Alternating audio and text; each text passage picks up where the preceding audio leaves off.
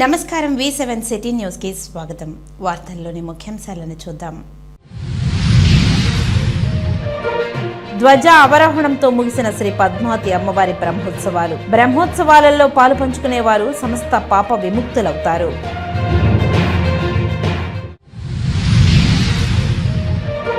రాష్ట్ర వ్యాప్తంగా జరిగిన మెగా పేరెంట్స్ అండ్ టీచర్స్ సమావేశాలు. తల్లిదండ్రులు, ఉపాధ్యాయులు, పిల్లలు నైపుణ్యంపై శ్రద్ధ చూపాలి.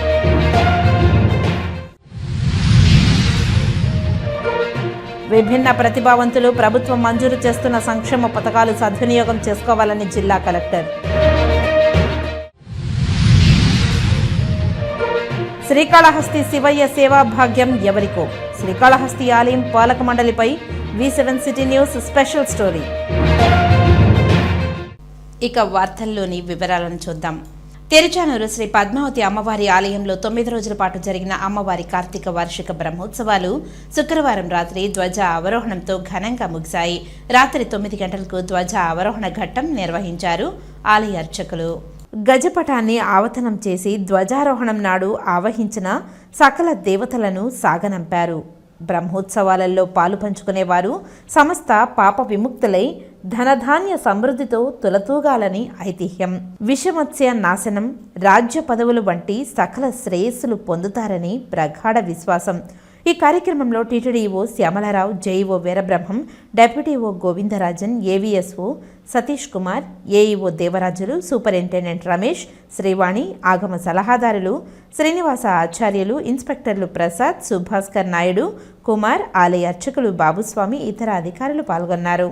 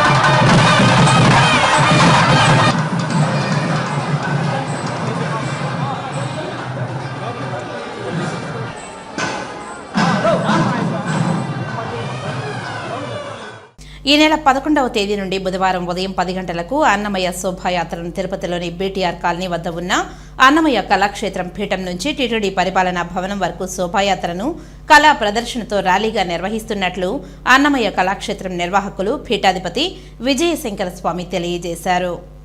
తిరుపతి ప్రెస్ క్లబ్లో శనివారం ఉదయం జరిగిన విలేకరుల సమావేశంలో ఆయన మాట్లాడారు. 11వ తేదీన భగవద్గీత ఆవిర్భవించిన రోజు గీతా జయంతిని పురస్కరించుకుని ఈ శోభాయాత్రను నిర్వహిస్తున్నామని ఆయన పేర్కొన్నారు. టీటీడీ అనుబంధ ఆలయాలలో అఖండ హరినామ సంకీర్తనలు తిరుమల కొండపై తరహాలోనే నిర్వహించాలని అన్నమయ్య కళాక్షేత్రం ఆధ్వర్యంలో అధికారులకు రాష్ట్ర ప్రభుత్వానికి విజ్ఞప్తి చేశామని తెలిపారు. తిరుమల కొండపై ఏడాదికి 3000 బృందాలు హరినామ సంకీర్తనను నిర్వహిస్తుండగా మరో 7000 బృందాలు టీటీడీ వద్ద నమోదు చేసుకుని వేచి ఉన్నాయని, వీరందరికీ తిరుమల వీధుల్లో కొన్ని ప్రదేశాలతో పాటు తిరుచానూరు గోవిందరాజు స్వామివారి ఆలయం, కపిలతీర్థం కోదండరామ ఆలయం, శ్రీనివాస మంగాపురం, నారాయణవనం, కార్వేటి నగరం తదితర టీటీడీ అనుబంధ ఆలయాలలో హరినామ సంకీర్తనలు ప్రారంభించాలని ఆయన కోరారు. ఉభయ రాష్ట్రాలలో గ్రామీణ కళాకారులు నిర్వహించుకునే కోలాటాలు, చెక్కభజన్లు తదితర కళారూపాలను వేదికలు ఏర్పాటు చేయాలని విజ్ఞప్తి చేశారు.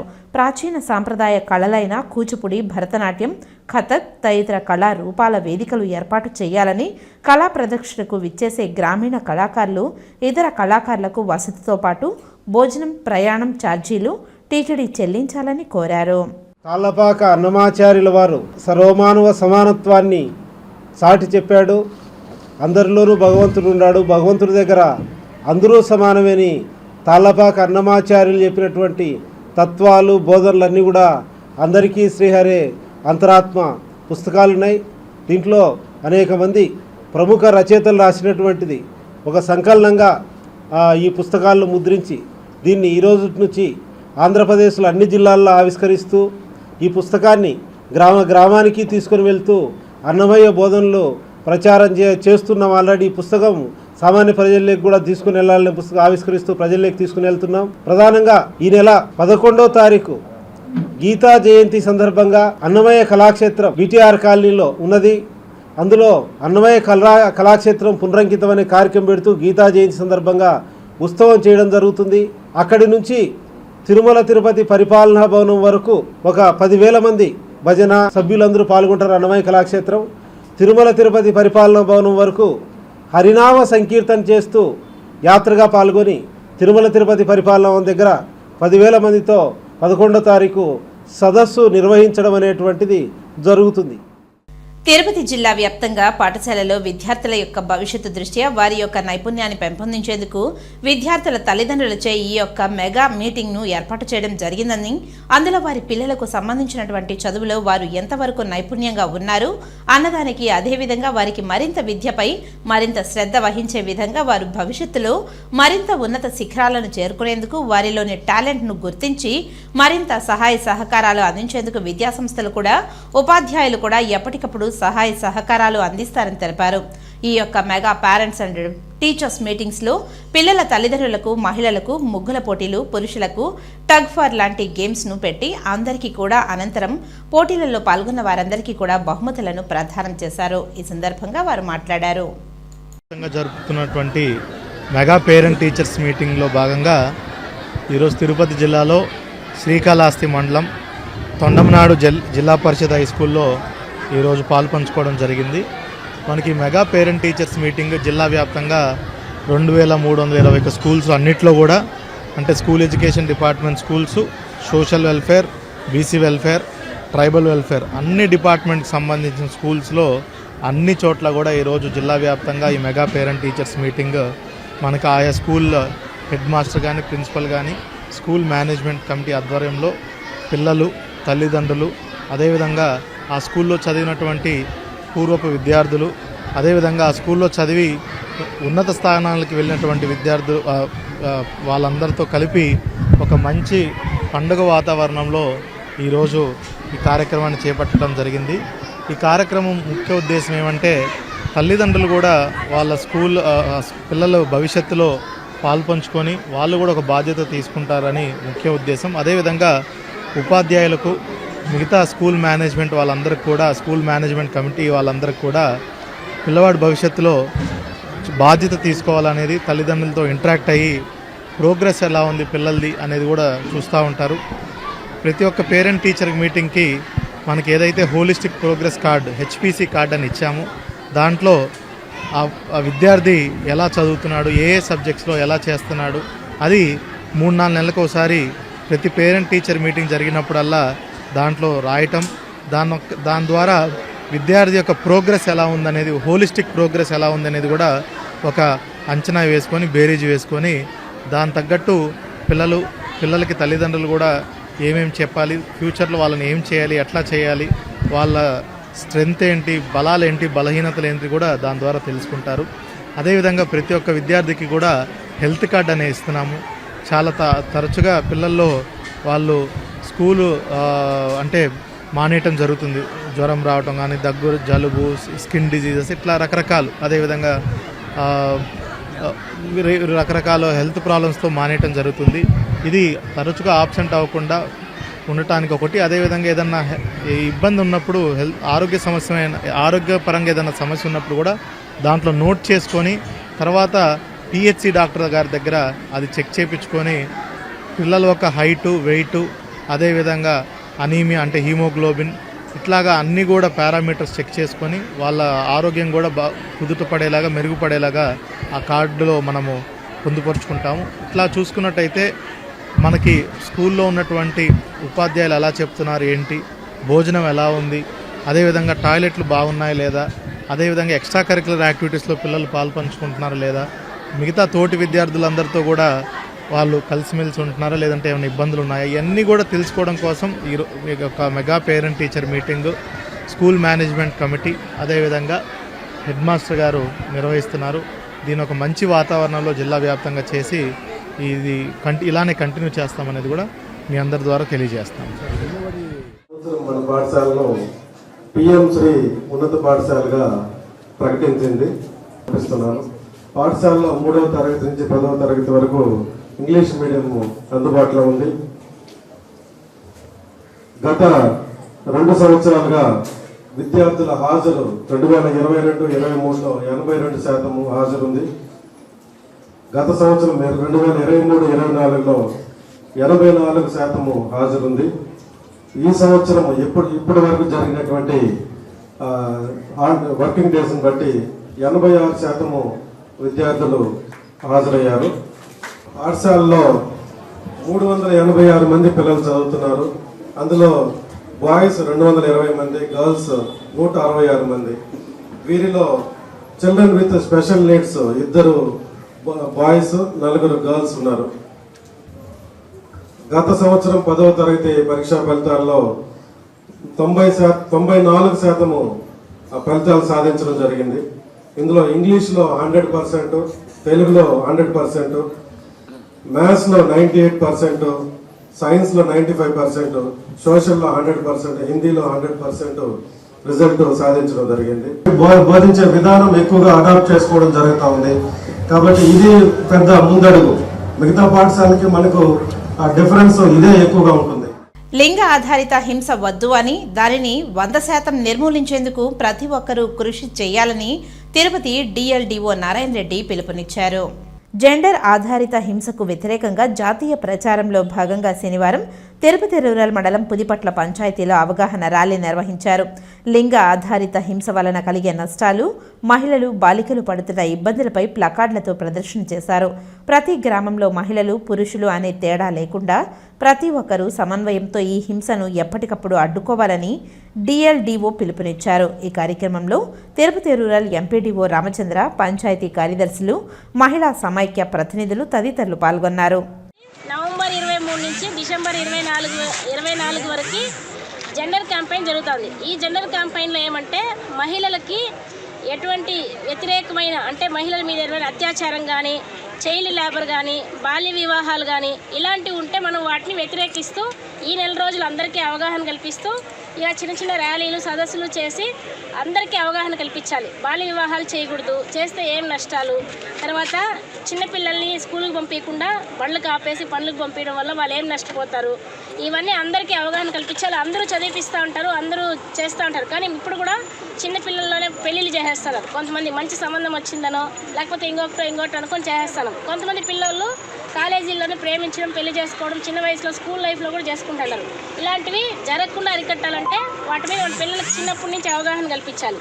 స్కూల్కి వెళ్తే ఎట్లున్నారు, స్కూల్లో ఏం మాట్లాడినారు, స్కూల్లో టీచర్స్ ఏం చేస్తున్నారు, గుడ్ టచ్ అంటే ఏమి, బ్యాడ్ టచ్ అంటే ఏమి, పిల్లలకు టాయిలెట్స్ బాగుండాయా, ఇలాంటివన్నీ మహిళలకు సంబంధించిన అన్ని విషయాలు. వాళ్ళు శానిటరీ ప్యాడ్స్ వాడుతున్నారా, వాళ్ళకి బాత్రూమ్స్ అవైలబిలిటీ ఉన్నాయా, మహిళలకు సంబంధించిన ఏ ఇబ్బంది అయినా మనం వ్యతిరేకిస్తూ అవగాహన కల్పిస్తూ ఈ నెల రోజులు మన సంఘాల్లో కూడా వీటి గురించి మాట్లాడాలి. విభిన్న ప్రతిభావంతులు ప్రభుత్వం మంజూరు చేస్తున్న సంక్షేమ పథకాలను సద్వినియోగం చేసుకుని ఆర్థికంగా ముందుకు వెళ్లాలని డిఆర్ఓ నరసింహులు పేర్కొన్నారు. శనివారం స్థానిక కలెక్టరేట్లో అంతర్జాతీయ విభిన్న ప్రతిభావంతుల దినోత్సవం వేడుకలు విభిన్న ప్రతిభావంతులు, వృద్ధులు, హిజ్రాలు సంక్షేమ శాఖ ఆధ్వర్యంలో ఘనంగా నిర్వహించారు. ఈ సందర్భంగా డిఆర్ఓ మాట్లాడుతూ విభిన్న ప్రతిభావంతుల అభివృద్ధికి రాష్ట్ర ప్రభుత్వం మంజూరు చేస్తున్న సంక్షేమ పథకాలను ప్రతిభావంతులు సద్వినియోగం చేసుకోవాలని తెలిపారు. విభిన్న ప్రతిభావంతులు ఇతరుల మీద ఆధారపడకుండా వారి స్వయం కృషితో జీవించాలనేదే ప్రభుత్వం యొక్క ఆవశ్యకమని, ఇందుకోసం ప్రభుత్వ సంక్షేమ కార్యక్రమాలు అమలు చేస్తుందని, జిల్లా యంత్రాంగం తరఫున విభిన్న ప్రతిభావంతులకు అన్ని సదుపాయాలను అందించడం జరుగుతుందని అన్నారు. విభిన్న ప్రతిభావంతుల్లో కూడా ప్రతిభావంతులు ఉన్నారని, అలాంటి వారిని ఆదర్శంగా తీసుకొని అభివృద్ధి చెందాలని మీ అందరికీ అంతర్జాతీయ విభిన్న ప్రతిభావంతుల దినోత్సవం శుభాకాంక్షలను తెలిపారు. చాలామంది ప్రతిభావంతులు ఉన్నారు. విభిన్న ప్రతిభావంతుల్లో అందరితో పాటు సమాజంలో ఇతరత్ర అన్ని హంగులు ఉన్నటువంటి వ్యక్తులతో సమానంగా తొలతూగే మంచి టాలెంట్ ఉన్నటువంటి, ప్రతిభ ఉన్నటువంటి వారు మన విభిన్న ప్రతిభావంతుల్లో చాలామంది ఉన్నారు.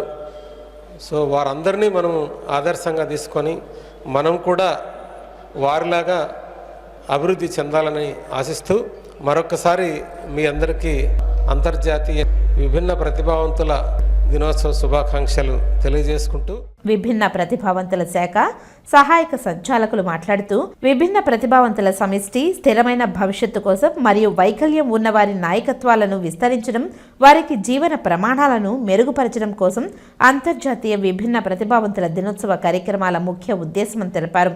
విభిన్న ప్రతిభావంతుల్లో మనకు ముందుగా కనిపించే వైకల్యం కళ్ళు, కాళ్ళు, చేతులు లేకపోవడం వంటి వారే కాకుండా శారీరక, మానసిక వైకల్యం కలిగిన వారు, దృష్టి వైకల్యం, వెలికిడి లోపం, మానసిక ఆరోగ్యం, తలసేమియా వంటి తదితర 21 రకాల విభిన్న ప్రతిభావంతులు గుర్తించడం జరిగిందని తెలిపారు. విభిన్న ప్రతిభావంతులు తమ ఆరోగ్యం సరిగ్గా లేకపోవడం వల్ల చదువులో మరియు కొన్నిసార్లు పనిలో కూడా సమాన అవకాశాలు వారికి సామర్థ్యం మేరకు లేకపోవడంతో ఎంతోమంది బాధపడుతున్నారని, ఇది వారి జీవన శైలితో పాటు శారీరక శ్రేయస్సును కూడా ప్రభావితం చేస్తుందని అన్నారు. వారి సమస్యల గురించి ప్రపంచానికి తెలియజేయడానికి మరియు వారికి అనుకూల ప్రదేశంలో మార్చడానికి ఇటువంటి కార్యక్రమాలు జరుపుకోవడం జరుగుతుందని తెలిపారు. విభిన్న ప్రతిభావంతుల సమస్యలను ప్రభుత్వం దృష్టికి తీసుకువెళ్లినప్పుడు వీరి సంక్షేమం కోసం కొత్త పథకాలను అమలు చేసి వారి ఆర్థిక భరోసాకు, వారి జీవన ప్రమాణాలను మెరుగుపరచడానికి ఈ కార్యక్రమాలు చేయూతనిస్తుందని తెలిపారు. ప్రభుత్వానికి తెలియజేయడం వల్ల వారి సంక్షేమం కోసం ప్రభుత్వం అనేక పథకాలను ప్రవేశపెట్టడం జరుగుతుందని ఈ సందర్భంగా తెలిపారు. విభిన్న ప్రతిభావంతులు జనరల్గా వీళ్ళకు ఉండే వైకల్యం వల్ల, ఆరోగ్య సమస్యలు ఉండడం వల్ల చదువులో కానీ వారి యొక్క కొన్నిసార్లు పనిలో కూడా వారికి సమాన అవకాశాలు మరియు సామర్థ్యం మేరకు లేకపోవడంతో బాధపడుతున్నారు. వారి జీవనశైలితో పాటు శారీరక శ్రేయస్సును కూడా ప్రభావితం చేస్తుంది. అందువల్ల వారి సమస్యల గురించి ప్రపంచానికి తెలియజేయడానికి మరియు వారికి మంచి ప్రదేశంగా మార్చడానికి ఈ రోజును జరుపుకుంటాం. ఎందుకు జరుపుకుంటామంటే వీరికి ఉండే సమస్యల్ని పౌర సమాజానికి తెలియజేయాలి, గవర్నమెంట్కి తెలియజేయాలి, వారి నోటీసులోకి వెళ్ళాలి. అప్పుడు గవర్నమెంట్ ఏం చేస్తుందంటే కొత్త కొత్త పథకాలు తీసుకురావడము, ఇంకా వీరిని అభివృద్ధి చేయడానికి ఏం చేయాలని చెప్పి చర్యలు తీసుకోవడం. జాతీయ విభిన్న ప్రతిభావంతుల దినోత్సవం యొక్క థీమ్ ఏంటంటే సమిష్టి మరియు స్థిరమైన భవిష్యత్తు. సమిష్టి అంటే అందరూ కలిసి, మరియు స్థిరమైన భవిష్యత్తు కోసం వైకల్యాలున్న వ్యక్తుల నాయకత్వాన్ని విస్తరించడం.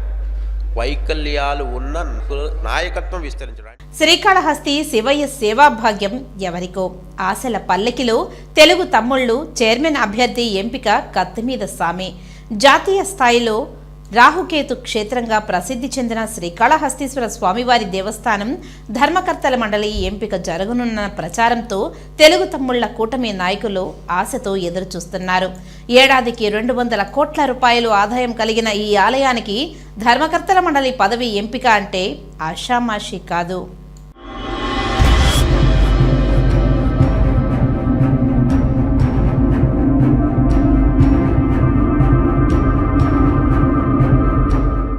దేశవ్యాప్తంగా ఎంతోమంది రాజకీయ నాయకులు, ఉన్నతాధికారులు ఈ ఆలయానికి విచ్చేస్తూ ఉంటారు. అటువంటి ప్రాముఖ్యత కలిగిన ఆలయానికి ధర్మకర్తల మండలిని నియమించడం, చైర్మన్ అభ్యర్థిని ప్రకటించడం కత్తి మీద సామే అవుతుంది. అయినా కూడా వారంలో పాలక మండలి వస్తుందని ఎమ్మెల్యే బొజ్జల వెంకట సుధీర్ రెడ్డి 2 రోజుల క్రితం ప్రకటించారు. రాజకీయ చతురత, అధిష్టాన వర్గంలో ఎదురులేని బొజ్జల గోపాలకృష్ణారెడ్డి ధర్మకర్త ఎంపికలో ఆచితూచి నిర్ణయం తీసుకునేవారు. దీనివల్ల కొన్నిసార్లు ఆలస్యం కూడా జరిగింది. నాయకుల్లో అసమ్మతి ఉన్నా బయటకు చెప్పలేని స్థితి ఆనాటిది. అందరినీ సమన్వయపరచడం, ఏకాభిప్రాయం సాధించడం అంత సాధ్యమైన విషయం కాదు. మొదటిసారి ఎమ్మెల్యేగా ఎన్నికైన బొజ్జల సుధీర్ రెడ్డి ధర్మకర్తల మండలి విషయంలో నిర్ణయానికి వచ్చినట్లు సమాచారం.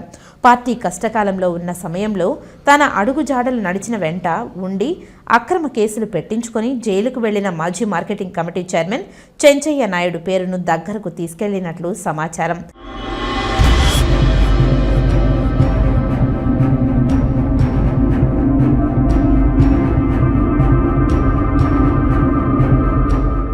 స్థానికంగా కూడా కాబోయే పాలక మండలి అధ్యక్షుని చెంచయ్య నాయుడు పేరు ప్రచారం జరుగుతుంది.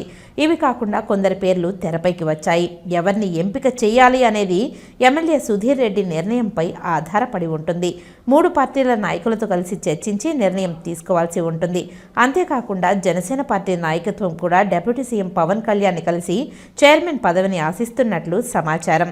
బీజేపీ నుండి కొంతమంది సభ్యులు కూడా ఉండే అవకాశం గతంలో లాగా కాకుండా నేరుగా ముఖ్యమంత్రితో ఇతరుల మంత్రులు, సీనియర్లతో సత్సంబంధాలు కలిగిన నాయకులు ఎంతోమంది ఉన్నారు. పార్టీ కష్టకాలంలో ఉన్నప్పుడు ప్రతిపక్షంలో ఉండి వైసీపీ దౌర్జన్యాలు ఎదిరించి అనవసరంగా కేసులు పెట్టించుకుని భార్య పిల్లలను వదిలి ఇతర ప్రాంతాలకు వెళ్లి తలదాచుకున్న వారు పదవులను ఆశించడం సహజం. అయితే సామాజిక సమీకరణలు, బీజేపీ జనసేనలకు అవకాశం ఇవ్వడం, త్యాగాలు చేయాల్సి రావడం లాంటివి జరుగుతున్నాయి.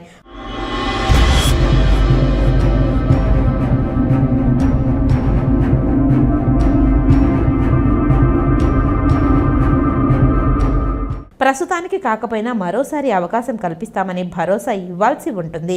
దేవస్థానం ధర్మకర్తల మండలితో పాటు శ్రీకాళహస్తి వ్యవసాయ మార్కెట్ కమిటీ, పట్టణ సహకార బ్యాంక్, సహకార పాల సొసైటీ పదవులు స్థానికంగా ఉన్నాయి.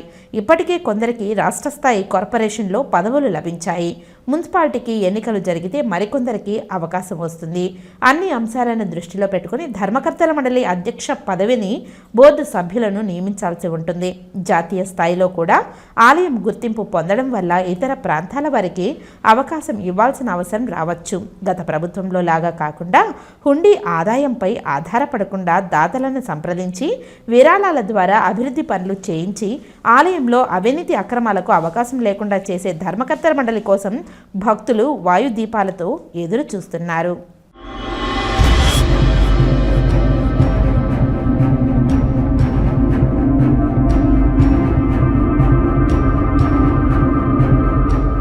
కలియుగ ప్రత్యక్ష దైవం తిరుమల శ్రీ వెంకటేశ్వర స్వామివారిని పలువురు సినీ ప్రముఖులు దర్శించుకున్నారు. ఆలయ అధికారులు దర్శన ఏర్పాట్లను చేసి ఆ శ్రీనివాసుని తీర్థ ప్రసాదాలతో పాటు శేషవస్త్రాన్ని బహుకరించారు.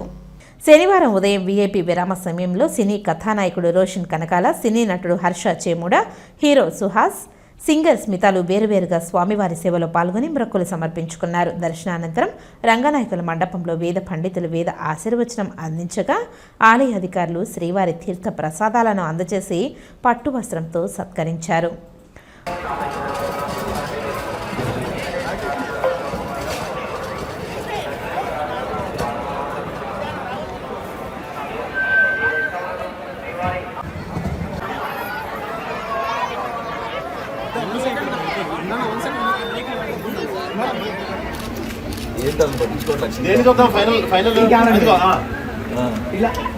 బ్రో అన్న అది వేసేసేయండి.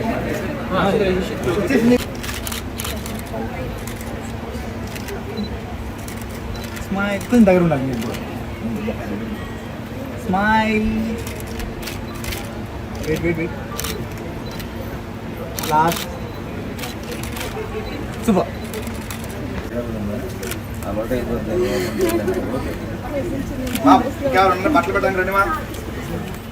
తిరుపతి నగరంలో దోమల లార్వాలను నాశనం చేయడానికి మనుషులు వెళ్లడానికి వీలులేని ప్రాంతాలలో డ్రోన్లతో మందులను పిచికారీ చేస్తున్నామని నగరపాలక సంస్థ కమిషనర్ మౌర్య తెలిపారు. నగరపాలక సంస్థ పరిధిలోని నారాయణపురం వద్ద శనివారం డ్రోన్లతో మందులను పిచికారీ చేసే కార్యక్రమాన్ని కమిషనర్ పరిశీలించారు. ఈ సందర్భంగా కమిషనర్ మౌర్య మాట్లాడుతూ నగరంలో నీటి కుంటలు, నీటి నిల్వ ప్రాంతాలలో ఎక్కువగా దోమలు వృద్ధి చెందుతున్నాయని అన్నారు. వాటిని నివారించేందుకు మందులను స్ప్రే చేస్తున్నామని అన్నారు. మనుషులు వెళ్లలేని నీటి కుంటలు, నీటి నిల్వ ప్రాంతాలలో డ్రోన్ల సాయంతో మందులను పిచికారీ చేస్తున్నామని అన్నారు. నారాయణపురం వద్ద మురుగునీరు ఎక్కువగా ఉన్నాయని ఇక్కడ మందులు పిచికారీ చేస్తున్నామని అన్నారు. నగరంలో అధికారులు గుర్తించిన దోమల వృద్ధి ఎక్కువగా ఉన్న 32 ప్రాంతాలలోని 209 ఎకరాలలో ఫిరోసిస్ ఆయిల్స్ ఎమెలెన్స్ మందును 1.4 నిష్పత్తితో పిచికారీ చేస్తున్నామని అన్నారు. ప్రతిరోజు 20 ఎకరాలలో ఈ మందులు చల్లే కార్యక్రమం చేస్తున్నామని అన్నారు. ఇప్పటికే 2 విడతలుగా చేశామని, 3వ విడత ఈ మందుల పిచికారీ చేస్తున్నామని అన్నారు. కమిషనర్ వెంట హెల్త్ ఆఫీసర్ డాక్టర్ యువ అన్వేష్ రెడ్డి, సెక్రటరీ అజయ్ తదితరులు ఉన్నారు. స్పెల్ ఆఫ్ డ్రోన్ స్ప్రేయింగ్ అనేది స్టార్ట్ చేయడం జరిగింది. మీ యాంటీ లార్వల్ మెజర్స్ ఇవి. సో మనకి ఎక్కడైతే ఓపెన్ స్పేస్ ఎక్కువ ఉందో, అంటే స్టాగ్నెంట్ వాటర్ ఉన్న చోట, వినాయక సాగర్ ఇక్కడ ఏరియాస్ అలా ఆల్మోస్ట్ 200 acres వరకు ఉన్నాయి. సో ఇది ఫస్ట్ 2 రౌండ్లు అయిపోయి ఇది 3rd రౌండ్. సో ఈ డ్రోన్ స్ప్రేయింగ్ అనేది చేస్తున్నాము. ఏ యాంటీ లార్వల్ మెజర్స్ లాగా ఇవన్నీ మొత్తము స్ప్రేయింగ్ అనేది మొత్తం మన సిటీలో ఈ 214 ఎకరాలు కూడా చేయడం జరుగుతుంది.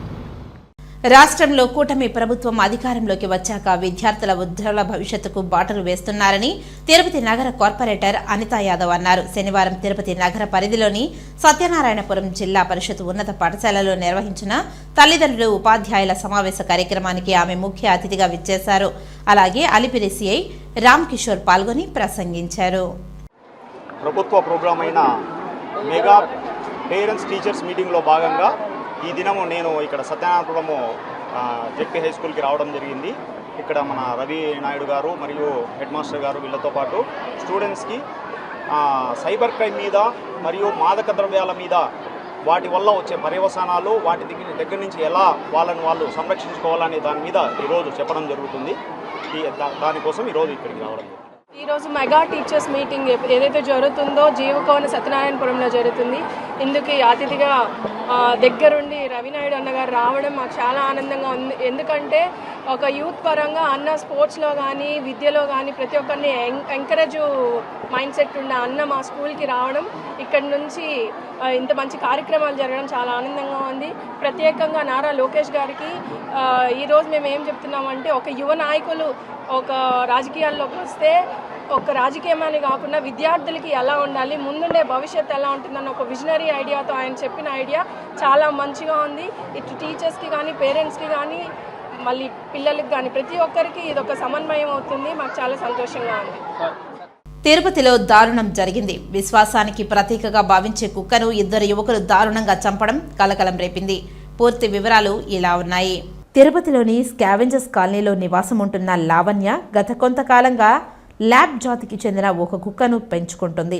రోజులాగా శుక్రవారం పిల్లలను ఇంటిలో వదిలి తల్లిదండ్రులు డ్యూటీకి వెళ్లారు. కొంతసేపటికి పిల్లలు తల్లి లావణ్యకి ఫోన్ చేశారు. ఇంట్లోని పెంపుడు కుక్క అరుస్తుందని న్యూసెన్స్గా భావించి పక్కింటి శివ, సాయి కుమార్ అనే ఇద్దరు యువకులు కొడవలితో కుక్కను నరికి చంపారని భయంతో చెప్పారు. సమాచారం తెలుసుకున్న లావణ్య ఇంటికి చేరుకునేలోపే కుక్క కత్తి ఘాట్లకు గురై రక్తపు మడుగులో పడి ఉంది. అప్పటికే కుక్క మృతి చెందడంతో ఈస్ట్ పోలీసులకు ఫిర్యాదు చేసింది. అయితే స్టేషన్ ఎస్ఐ తమతో నిర్లక్ష్యంగా వ్యవహరించారని లావణ్య వాపోయింది. కుక్కను కొడవలితో పిల్లల ముందే హతమార్చిన నిందితులను అరెస్టు చేయాలని స్టేషన్ ముందు పెంపుడు కుక్క యజమాని లావణ్య నిరసన వ్యక్తం చేసింది. మూగ జీవి పట్ల కనికరం లేకుండా మృగంలా ప్రవర్తించిన నిందితులను శిక్షించాలని వారు డిమాండ్ చేశారు. మార్నింగ్ పోస్ట్ మార్టం చేయడానికి వచ్చినప్పుడు రాసుకొని వెళ్ళి అక్కడ పోస్ట్ మార్టం అయిన తర్వాత వచ్చిన తర్వాత రిపోర్ట్స్ లో FIR లో నేను రాయించిన ఇద్దరు పేర్లు కాకుండా ఒక పేరు ఉండడంతో నాకు అక్కడ అడిగాను, ఎందుకు సార్ ఇద్దరు పేర్లు కదా నేను నోట్ చేసి ఇచ్చాను, ఇద్దరు అక్యూస్డ్ అయితే ఎందుకు ఒక్కరినే రాశారు అని అడిగితే మీరు ఇచ్చింది రాశాము అంటారు. కానీ నేను ఇచ్చిన పేపర్లో ఇద్దరు పేర్లు మెన్షన్ చేశాను కంప్లైంట్ లెటర్లో, కానీ FIR లో ఒకరి పేరే వచ్చింది. అది అడిగితే మేము రిటర్న్ కంప్లైంట్ ఇవ్వండి, రిటర్న్ కంప్లైంట్ రాయండి అన్నారు. ఎందుకు రాయాలి sir return complaint, already FIR file చేశారు కదా, దీంట్లో యాడ్ చేయిస్తాం మీకు అన్నారు. ఎందుకు యాడింగ్? నిన్న ఈవినింగ్ జరిగిన కేసుకి ఈ రోజు ఈవినింగ్ వరకు కూడా ఎందుకు అతన్ని యాడ్ చేయలేదు, ఎందుకు పిలవలేదు అడిగితే అతను ఇప్పుడే మధ్యాహ్నం ఇంటికి పంపించాం లంచ్ కి అంటారు. అక్యూస్ ఎవరైనా ఇంటికి పంపిస్తారా చెప్పండి, ఇంటికి పంపిస్తారా? డాగ్ కి ఏమన్నా బర్త్ సర్టిఫికేట్ కావాలా, డెత్ సర్టిఫికేట్ కావాలా అని పోస్ట్ మార్టం చేయాలా, ఇది ఒక కేసేనా అన్న లెక్కలో. అంటే ఏంటంటే కుక్కే కదా, కుక్కకి ఏముంది కేసు అని నిర్లక్ష్యం సమాధానం. ఏం సార్ సల్మాన్ ఖాన్ జింకను చంపినప్పుడేమో పెద్ద కేసు, ఈ ఇద్దరు కుక్కను చంపితే కేసు లేదా? ఇది ఎక్కడ న్యాయం సార్? కుక్క అది కూడా దానికి నోరు లేదు, జింకకి నోరు లేదు. జింక అయితే ఫేమస్, కుక్క అయితే లోకలా? ఈ కుక్కకి ప్రాణం కాదా?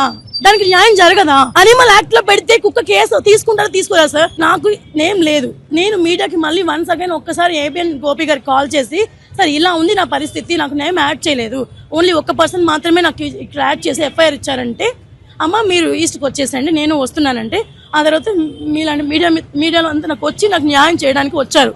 నేను సంతోషపడుతున్నా. కాకపోతే నేను అడిగి ఇలా మీడియాని పిలిపించిన తర్వాతనే ఈ సెకండ్ నేమ్ యాడ్ చేసి వేరే ఎక్స్ట్రా కాపీలాగా ఇచ్చారు నాకు. అంతకుముందు ఏమైంది సార్? అంతకుముందు ఎందుకు లేడు? మధ్యాహ్నం ఎందుకు ఇంటికి పంపించారు? లంచ్కి ఏమైనా పంపిస్తారా సార్ అక్యూస్ని? ఇంటికి పంపిస్తారా? ఒక మనిషిని చంపిన, ఒక కుక్కని చంపిన వ్యక్తి ఎలా సార్ పంపిస్తారు అక్యూస్ని? ఆయన చెప్పారు సార్ సమాధానము, అతను ఇప్పుడే లంచ్కి వెళ్ళాడు అని చెప్పారు. లంచ్ ఇంటికి పంపిస్తారా? చంపేసిన వ్యక్తిని, అటెంప్ట్ మర్డర్ చేసిన కుక్కని అతను అక్యూస్ ఇంటికి వెళ్ళాడంట, జమ్మని తినేసి వచ్చి కూర్చున్నాడంట. ఎవరు చెప్తారు సార్? ఏంటి సార్ ఇది? నాకు న్యాయం కావాలి.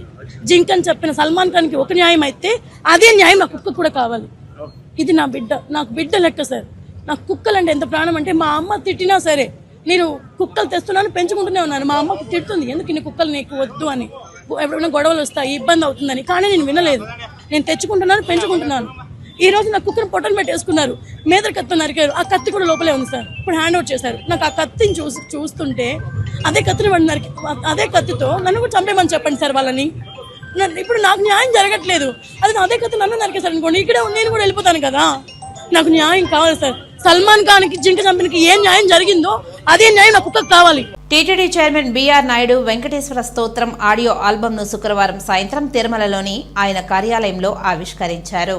బాలగాయని నియారా నాగ సుంకరినేని ఈ పాటను ఆలాపించింది. ఈ పాటకు నిటారా నాగ సుంకరినేని అనే చిన్నారి వాయిద్య సహకారం అందించింది. ఈ ఆల్బంకు స్వరూప సంగీత సమకూర్పులను వ్యవహరించారు. ఈ సందర్భంగా శ్రావ్యమైన సంగీతంతో పాటను మధురంగా గానం చేశారని చిన్నారులను టీటీడీ చైర్మన్ అభినందించారు. మరిన్ని పాటలతో తమ గానామృతాన్ని కొనసాగించాలని ఆకాంక్షించారు. ఈ కార్యక్రమంలో బోలినేని రవీంద్రనాథ్, గాయని తల్లిదండ్రులు డాక్టర్ నిష్మా సుంకరనేని, డాక్టర్ నిఖిల్ సుంకరనేని పాల్గొన్నారు. అందరికీ నమస్కారం. ఈరోజు తిరుమల తిరుపతి దేవస్థానం చైర్మన్ గారు నియారా నితారా పాడిన వెంకటేశ్వర స్తోత్రం భక్తి పాటను రిలీజ్ చేయడం జరిగింది. నియారాని నేను ట్రైన్ చేయడం జరిగింది. ఈ స్తోత్రానికి హెల్ప్ చేశాను. ఎంత భక్తితో నేర్చుకుందంటే ఇవాళ ఒక శ్లోకం నేర్పించాను అంటే నెక్స్ట్ డే ఖచ్చితంగా అది పర్ఫెక్ట్గా ప్రాక్టీస్ చేసుకొని వచ్చేది. ఈ మధ్య కాలంలో చిన్నారులు అంటే ఇంగ్లీష్ మీడియం చదువుతున్నారు, వాళ్ళకి సంస్కృత వస్తుందా లేదా అని చెప్పేసి నేను ఫస్ట్ ఆలోచించాను, ఇంత పెద్ద స్తోత్రం తనతో పాడించాలా అని చెప్పేసి. కానీ స్టార్ట్ చేసిన తర్వాత చాలా అమేజింగ్, అసలు నేను చాలా ఆశ్చర్యపోయాను. అంటే రోజు ఒక శ్లోకాన్ని అంత భక్తిగా పాడింది నియారా. ఈ ఆల్బంలో నితారా వైలిన్ సహకారం అందించింది. వీరిద్దరు అక్క చెల్లెళ్ళు. ఈరోజు ఈ ఆల్బమ్ చైర్మన్ గారి చేతుల మీద లాంచ్ అవ్వడం నిజంగా చాలా చాలా ఆనందంగా ఉంది. ఇప్పుడు మీ అందరి ముందు నియారా పాడి వినిపిస్తుంది భక్తి పాటని. కలవేను రవావస గోపవతు శతకోటి వృతాస్మర కోటి సమాత్ प्रतिवल्लविकाभिमतात्सु कदा वसुदेवसुतान् परं कलये अभिरामगुणाकरदासरते जगदेकधनुर्धरतीरमते.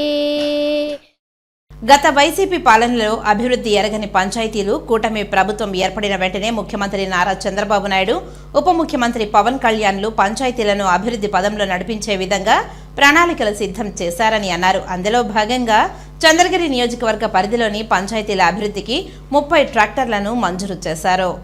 మొదటగా తిరుపతి రూరల్ మండలం పరిధిలోని పుదిపట్ల గ్రామం పంచాయతీకి ఎస్సీ కార్పొరేషన్ నిధుల ద్వారా 7 లక్షల రూపాయలతో మహేంద్ర ట్రాక్టర్ను సర్పంచ్ బడ్డి సుధా యాదవ్ పంచాయతీ అధికారులకు ఎమ్మెల్యే పులివర్తి నాని చేతుల మీదుగా అందించారు. ఎమ్మెల్యే పులివర్తి నాని స్వయంగా ట్రాక్టర్ను నడిపిన అనంతరం మాట్లాడుతూ, గత వైసీపీ ప్రభుత్వంలో 5 సంవత్సరాలలో పంచాయతీలో నిధులు లేక తీవ్ర ఇబ్బందులు పడ్డారని, కనీసం మరమ్మతులకు నోచుకోలేని ట్రాక్టర్లను మూలన పడేశారని తెలిపారు. అయితే కూటమి ప్రభుత్వం వచ్చిన వెంటనే శరవేగంగా పంచాయతీలకు నిధులు మంజూరు చేస్తూ కొత్త ట్రాక్టర్లను అందించిందని తెలిపారు. పంచాయతీల అభివృద్ధికి అన్ని రకాలుగా తోడ్పాటును అందిస్తుందని తెలిపారు.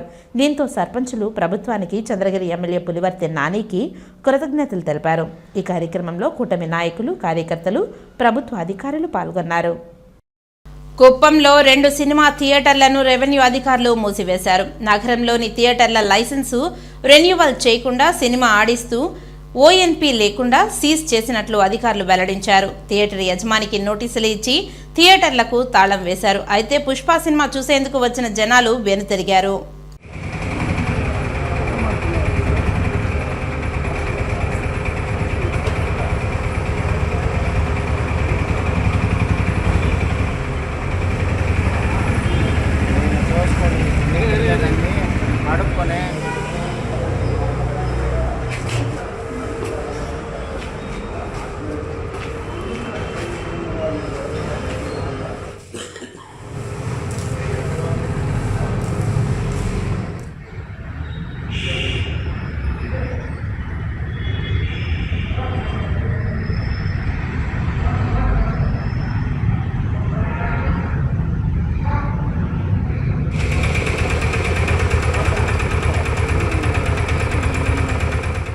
శనివారం రోజున తిరుపతి నగరం గోవింద నామస్మరణతో మారుమ్రోగింది. తిరుపతి నగరంలో మరింత ఆధ్యాత్మిక శోభను పెంచడానికి ఇటు స్థానికుల్లోనూ అటు భక్తుల్లోనూ భక్తిభావాన్ని మరింత పెంచాలనే సంకల్పంతో స్థానిక భజన మండలి కళాకారులు ప్రతి శనివారం నగరంలో గోవిందనామ సంకీర్తనలు చేపడుతున్నారు.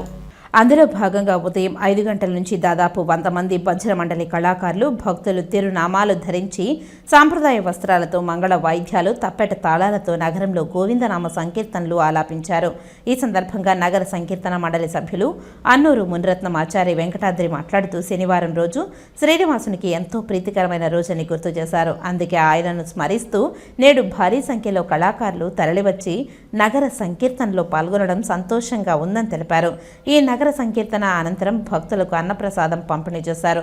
ఈ కార్యక్రమంలో సూర్యప్రకాష్, గుండాల గోపీనాథ్, ఇతర కళాకారులు పాల్గొన్నారు. ఓం నమో శ్రీనివాసాయ.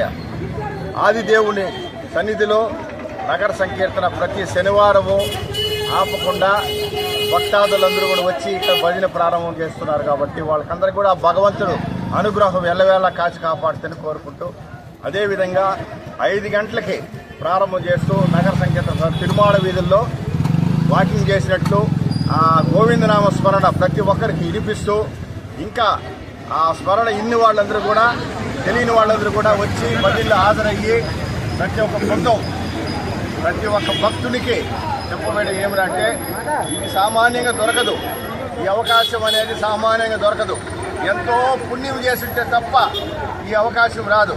తెలియని వాళ్ళు కూడా తెలుసుకొని ప్రతి శనివారం 5 ఏళ్లకంతా ఈ బృందంలో హాజరయ్యి నగర సంఖ్యను భారీ ఎత్తున చేయాలని కోరుకుంటూ, ఇది ముందుకు నడిపిస్తున్న మన గుండాల గోపీనాథ్ అన్నకి ధన్యవాదాలు.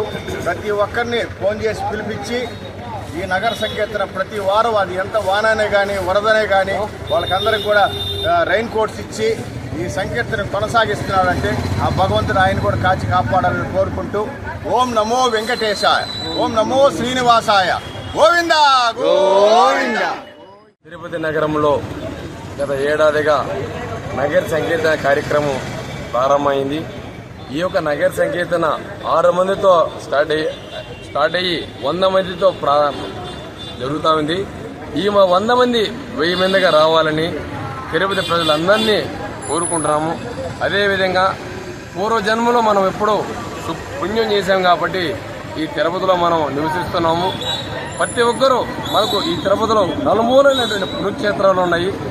అదేవిధంగా కాణిపాకం వినాయక స్వామి, తిరుమల తిరుపతి దేవస్థానం, అఖిలకోటి బ్రహ్మాండమైన వెంకటేశ్వర స్వామి గుడి, గోవిందరాజ ఆలయం, అలివేలి మంగాపురం, రామాలయం, శ్రీకాళహస్తి మనకెంతో పూర్వజన సుకృతం వల్ల ఇక్కడ మనం నివసిస్తున్నాము. ప్రతి ఒక్కరూ పలు విధాలుగా ఇబ్బందులు ఉంటాయి.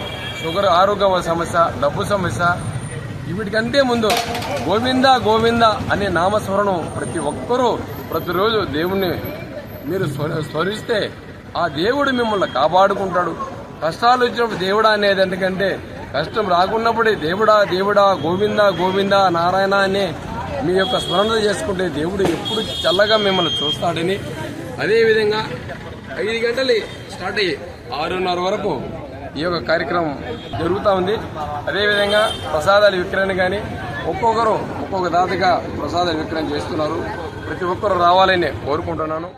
రైతుల సమస్యల పరిష్కారానికి మీ భూమి మీ హక్కు రెవెన్యూ సదస్సులు నిర్వహిస్తున్నట్లు చంద్రగిరి ఎమ్మెల్యే పులివర్తి నాని అన్నారు. చంద్రగిరి నియోజకవర్గం తిరుపతి రూరల్ మండలంలోని పుదిపట్ల సచివాలయంలో శనివారం నిర్వహించిన రెవెన్యూ సదస్సుకు ఎమ్మెల్యే పులివర్తి నాని ముఖ్య అతిథిగా విచ్చేశారు.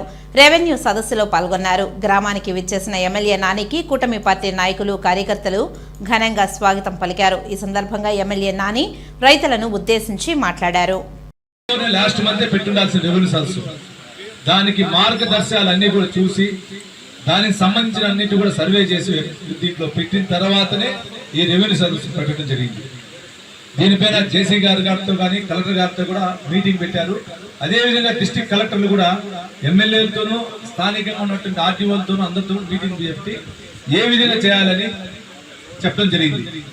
ఇదందరూ కూడా ఇక్కడ వచ్చిన ప్రజలందరూ కూడా ఈ 2 పంచాయతీకి సంబంధించిన గ్రామస్తులందరూ కూడా ఎవరైతే రాలేదో వాళ్ళ సమస్యల్ని కంపల్సరీ తీసుకొని విఆర్ఓ గారి దృష్టికి ఇస్తే విఆర్ఓ గారు ఎంఆర్ఓ గారి దృష్టికి తీసుకెళ్ళి ఎంత తొందరగా అవుతుందో అంత తొందరగా చేస్తారు.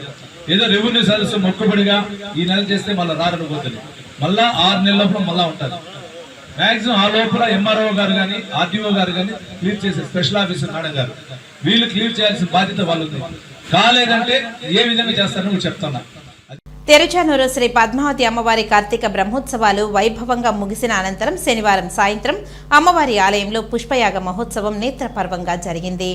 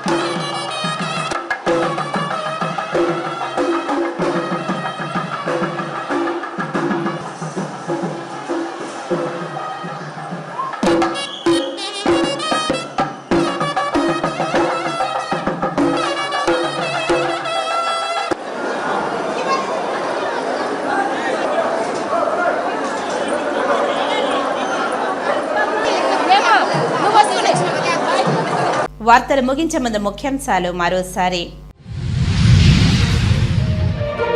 ధ్వజ అవరోహణంతో ముగిసిన శ్రీ పద్మావతి అమ్మవారి బ్రహ్మోత్సవాలలో పాలు పంచుకునేవారు సమస్త పాప విముక్తులవుతారు.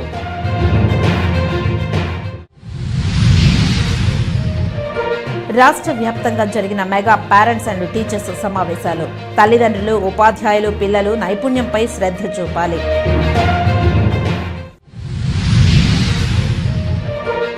విభిన్న ప్రతిభావంతులు ప్రభుత్వం మంజూరు చేస్తున్న సంక్షేమ పథకాలు సద్వినియోగం చేసుకోవాలని జిల్లా కలెక్టర్. శ్రీకాళహస్తి శివయ్య సేవా భాగ్యం ఎవరికో. శ్రీకాళహస్తి ఆలయం పాలక మండలిపై V7 city news special story.